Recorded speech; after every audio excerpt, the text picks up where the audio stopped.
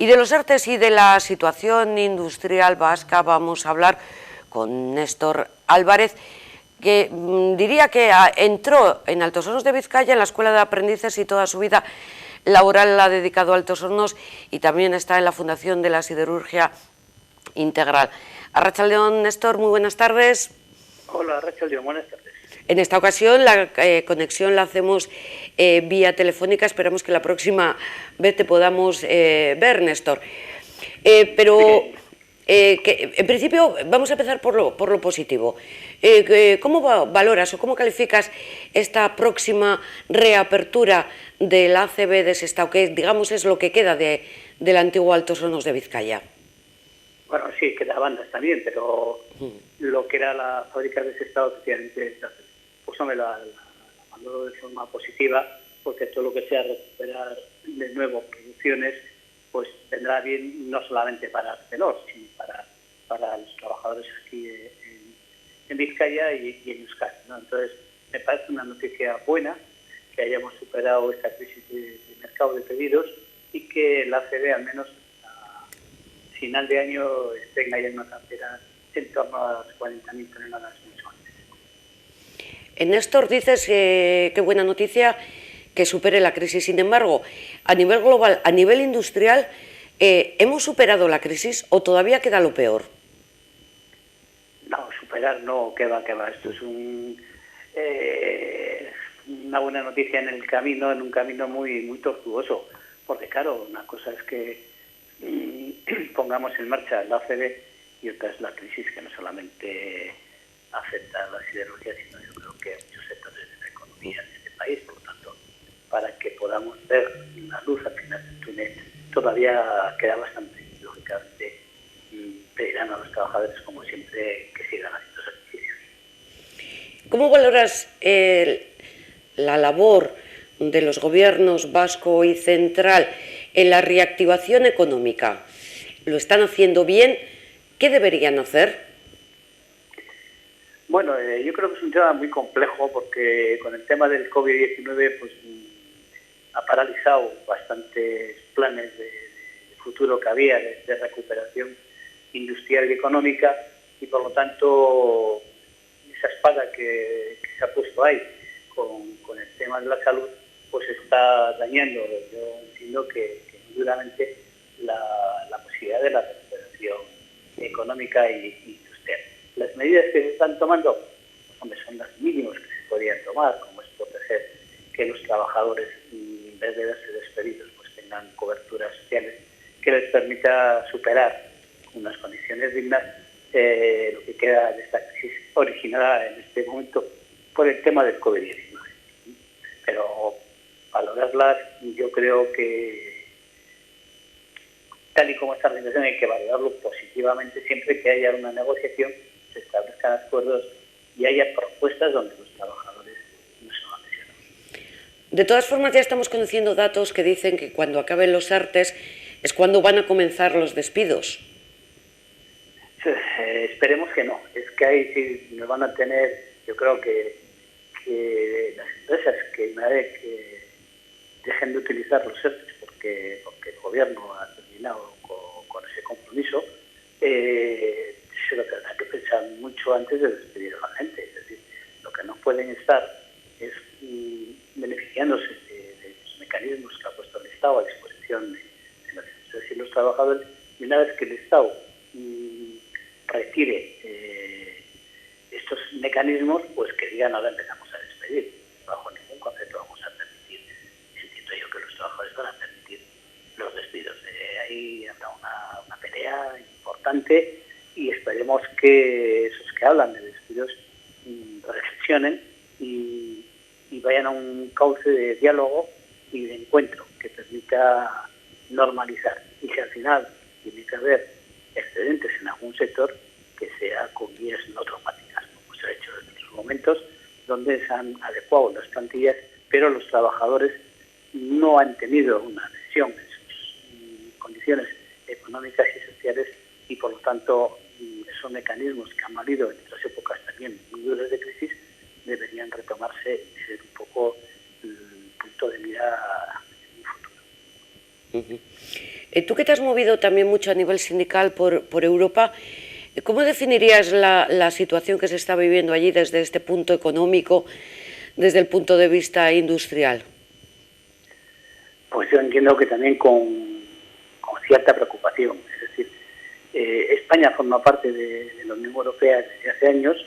Yo tengo que decir que en un principio, cuando nosotros entramos, pues estábamos a algunos años luz de las condiciones económicas, sociales e industriales que tenían el resto de la Unión Europea, y con el tiempo logramos equiparar esas situaciones y lógicamente la experiencia que tuvimos en España, eso en Europa fue pues un referente importante. Lo recuerdo con los sindicatos europeos, hemos tenido muchas conversaciones de cómo hemos hecho nosotros las reconversiones, cómo estamos dando tratamiento a los trabajadores y cómo hemos intentado recuperar estos proyectos industriales, y eso era una base que Europa la entendía, porque en aquel momento Europa no había llegado. En este momento también Europa se sujeta a esta situación, sobre todo con el COVID-19, a las producciones de sus diferentes sectores, y no creo que vayan a hacer ninguna barbaridad. Hay experiencia de cómo hay que tomar las cosas, y yo confío en que prevalezca el sentido común y los derechos de los trabajadores prevalezcan en la Unión Europea, y lógicamente mayor posible número de empleos. Néstor, veníamos de una crisis, la de una crisis económica financiera del 2008. Parece que en 2019, principios de 2020, empezábamos a superarla, todo iba mejor, y de repente nos ha llegado la COVID-19. ¿Estamos en una situación peor que la del 2008? Podemos estar. En este momento todavía no estamos en la situación que estamos en el 2008, donde se nos toman muchas medidas para recuperar la economía y la industria y el mantenimiento del empleo. En este momento todavía no estamos en aquellos niveles, pero si no sale pronto una vacuna para atajar este problema de salud, la verdad es que la destrucción de empleo puede incrementarse, a pesar de las medidas de protección que los diferentes gobiernos hoy han tomado. Por lo tanto, preocupación por descontado, no solamente en España, sino creo que en el conjunto de Europa. No está siendo bueno para las economías y los temas industriales de Europa. Lo que pasa es que confiar o porfiar todo un desarrollo, un futuro de bienestar económico a que exista una vacuna, significa que están fallando otro tipo de medidas preventivas, otro tipo de medidas de actuación. Bueno, pues también es verdad. Pues, pasa que este COVID-19 es una cosa nueva, donde no había habido, en primer lugar, no hay mecanismos sanitarios para poderlo atajar con garantías y eliminarlo, o restringirlo lo máximo posible, y por lo tanto pues es una situación completamente diferente a la que habíamos tenido en otras épocas. Yo de todas formas confío en que, a pesar de las dificultades, los esfuerzos de los científicos de conseguir mecanismos para aliviar la enfermedad den su fruto más pronto que tarde, y eso permitirá, lógicamente, superado ese problema, volver a recuperar los elementos tanto industriales, financieros o económicos como teníamos en el año 18. Néstor, tú estás jubilado y tengo que decir, qué suerte tienes, porque ahora lo que está hablando el ministro Escrivá es de retrasar la edad de jubilación, incentivando que prolongar la vida laboral de un trabajador. Desde tu perspectiva, ¿cómo valoras? ¿Esto es positivo? ¿Esto es una medida que lo que busca es no tener que pagar más pensiones? ¿O dónde vamos?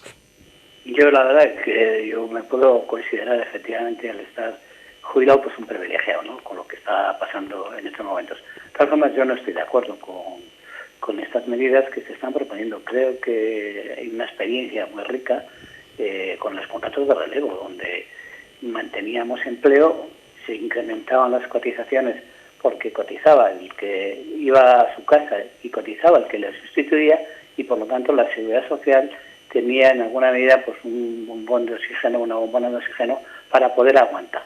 El no volver a utilizar esos mecanismos de los contratos de relevo, que permite situarlas a las empresas con plantillas adecuadas y sin traumas ni con la gente ni con la economía. Por lo tanto, yo creo que deberían retomar medidas que en el futuro sirvieron, como fueron el tema del contrato de relevo. Yo sé que es que es caro, joder, claro que es caro, aquí nada sale gratis, pero es un mecanismo que garantiza el mantenimiento del empleo y sobre todo garantiza también recursos a la seguridad social con las cotizaciones, tanto porque claro que está el contrato de relevo, el que está en su casa está cotizando a la seguridad social, y el que ha ido a sustituirle también están cotizando, con lo cual los ingresos en la seguridad social le dan cierto alivio con ese mecanismo del contrato de relevo. Yo creo que ese es un mecanismo que se debería volver a retomar desde mi punto de vista para solucionar esta situación de crisis que tenemos en estos momentos. Néstor Álvarez, muchísimas gracias por estar este rato con nosotros, por toda esta información y opiniones que acabas de compartir, y cuídate mucho, ¿eh? Que el COVID está ahí para todos, ¿eh? Vale, sí, de verdad, muchas gracias. Nos cuidaremos. Gracias y un saludo, uno de nuestros colaboradores que solíamos tener aquí también en los debates de temas de actualidad que solíamos hacer con las cuestiones laborales y con cuestiones económicas.